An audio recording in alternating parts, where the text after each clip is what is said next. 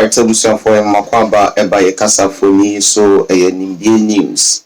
Ahead of 2024 general elections are Ebekoso. Oh my God, the New Patriotic Party, the NPP, and the National Democratic Congress are the major political parties are OBPR, EPSL, or retain power, and I say Oba power. No other to no ye oh my Ghana. The New Patriotic Party say winning the 8, and I say winning the general elections is about breaking the 8 with Dr. Alhaji Mahmoud Bawumia. Soon and the National Democratic Congress, and they say it is winning the elections with the former president of the land, John Dramani Mahama. We and I'm so among one of the presidential staffers, I am Miracles, Dennis Edward Abuaje, Abba Mountain Subi, Eddie and Simbi Abigu Mountain, what you say, where emphatically said by February, March, the NPP are winning elections no in the coming 2024 general elections no and yet Asama Abeye, the New Patriotic Party, Nebuja form, yes, and Wabrana, Akoptra, a good evening, Ghana, Paul Adam Ochre, Ekasama, Yakunukuti, and Semi Okoso. Now, we are only in the Yadrin say 2024 NPP be winning by February now. For the to comment section, I say, like, next share, the hit notification banner at the my so we knew best subscribe. She said, aha, in the news. Next 2024 election is not December 2024, it's now. No, it's now. We are winning now. By February, March, we would have won. February, March? Yes. Because you see, the people of Ghana are very clear that we've been down this lane before. You remember 2008? Between the year 2000 and 2008, you saw what happened. President Kufuor opened up this country. That was what we call the gateway to Africa. And they said we're the golden age of business. People were coming to our homes, to ask us for loans, ask us to come take loans and do business, Fidelity, Standard Chartered, Barclays. And then in 2008, I don't know if you remember, President Kufuor and the NPP government encountered 2 challenges. The water shortage, you remember? When in the morning, prices went up. In the morning, people will be walking around with yellow gallons. Which brought it to the studio. Amazing, and which brought the 4 gallon issue. Yes. Then you remember the fuel price and then the fuel shortages. Yes. Where increase in rice. And that was when we had the global economic crunch and all of that. So because of these challenges, all the successes Kufuor chalked. National Health Insurance Scheme, free maternal care, proper F-cube at that time, Kufuor engineered this country to really rally together and do amazing things. People forgot about all of that. And then the NDC, that was when they put in the spin. ADB account, NIB account, this person has millions of this year, remember? Yes. Millions of that day. And the people of Ghana had no choice. They had to fall for the NDC propaganda. Then we lost power. And then between 2009 to 2016, even though there were genuine challenges in 2008, everybody acknowledges that this country was reversed to pre-2000. Then what happened? The same Kufuor descendants had to come in 2017. And so what we did, between 2017 to 2020, this country had actually been set on the path of growth. But for COVID, which is a fact. You can disagree, you can spin it, but that is the truth. In spite of all the borrowing you will see we borrowed, but for COVID, we will not be in distress. Because the borrowing were actually invested at the right places, except that we encountered something nobody planned for, something we had not seen in the last 100 years. You see, so we have genuine challenges, we have genuine difficulties, but it doesn't negate all the successes we've chalked. And so in order for us not to go to what we experienced in 2017, in 2008, all we are saying is that let's protect the gains. Let's barricade what we've been able to achieve. Education, health, industrialization, energy, we need to protect it whilst we pursue the outstanding ones. Because we made that mistake. When we lost power to the NDC in 2009, what the NDC did was basically to throw away everything that Kufuor had said to do. And they put away the blueprints Kufuor had developed. And we basically retrogressed. And we don't want to go through that again. Because eventually, we are the same political party that is going to be called upon to come and try to fix these things. And the people of Ghana are very much aware. I work with the local government. I go everywhere. I see things with my eyes. We have major macroeconomic challenges, but we are doing amazing things with the microeconomy. Go to the districts, go to the communities. A lot of things are happening.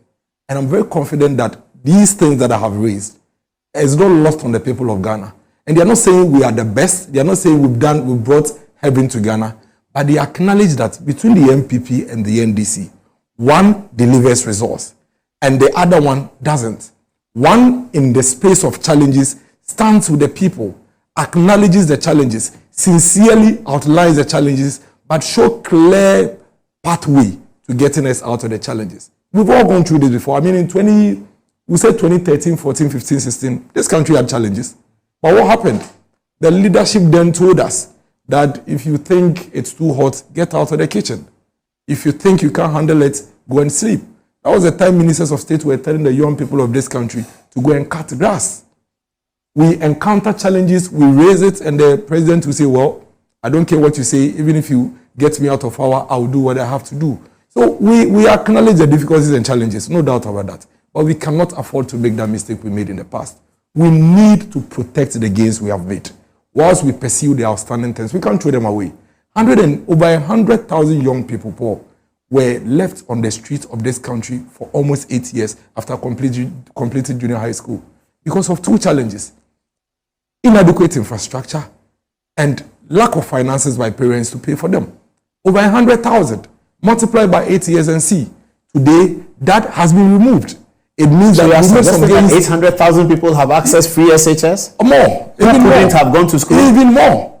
Even more. And that's a fact. Even more. Over a million. Yes, even more. And you can imagine the future of this country if that had continued. So if you have a president or a leadership that comes and say that, listen, this is a major challenge, and whatever it takes, however it takes, we need to put a stop to this and fix it.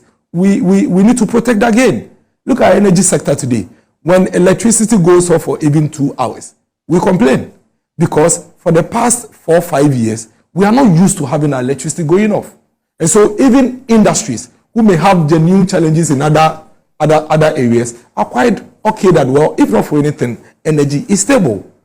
People had to shut down their factories. People had to lay off workers. Even media houses, you remember? Yes, of course. Even media houses had to lay off workers. In fact, media houses used to close at 10 p.m., 9 p.m. because they cannot run on genset. Today, we have some stability there. Industries. You remember the Diversity Implementation Act? A law was passed in the Parliament of Ghana to actually come and sell off factories that were owned by the state. If the MPP was in power between 1993 and 2000, we wouldn't have done that.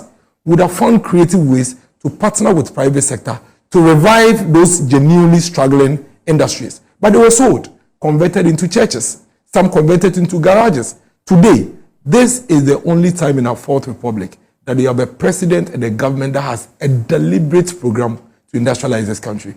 Albeit we haven't achieved all, but there is evidence to show that if not for anything at all, in the last 8 years, these factories are operating because of this initiative by this government. We need to protect that gain. And so we cannot pretend as if it's not happening. You remember before we came to office, we thought everything was fine. COVID showed us that we have a country where between Okre, you know Okre? Honorable Dambuchi's constituency, Okre, Ekuapem North, Ekuapem South, Madina, and Adenta, we had only one district hospital, which was Tetekwashi Memorial Hospital. And that's the truth. And I'm sure a lot of people had not even realized. When COVID struck, I was an MC in Ekuapem North, and I saw with my eyes the pain in people's eyes. People sleeping on the floor, people struggling to find places to sleep. We had to go to senior high schools and go and beg school authorities to shut down so we can put patients there.